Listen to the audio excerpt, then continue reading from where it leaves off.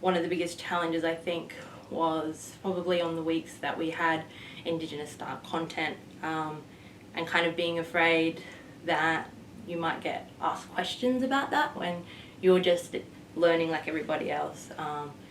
As a Torres Strait Islander, you don't really necessarily know what Mabo was about, and that's really your opportunity to learn as well. So it's more, I think, just understanding that you're a student, you're turning up to class, you're trying to learn, and that it's not discrimination per se, but just that when academics look towards you for the answers, that you don't necessarily have those yet. When it always came to Indigenous issues, it was always expected that the Indigenous person would be the expert on all of the Indigenous issues. And I think that was a bit, now when I look back on it, I think that was a bit unfair.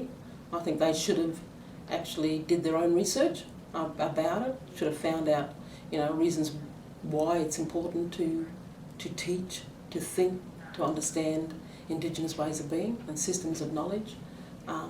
But often it's always up to the Aboriginal person to be the expert on all of that stuff.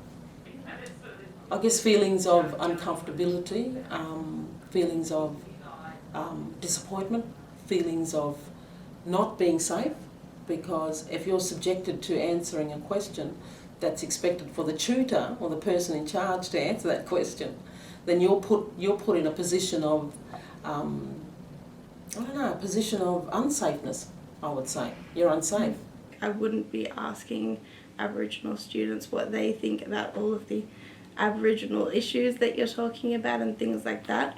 But also getting to know students is really important, because once they feel comfortable in terms of being able to come to you, or they feel like you understand where they're coming from, then they'll feel more comfortable participating in class, and that sort of confidence in the classroom then in turn turns you into a more confident person generally and more comfortable in the law school.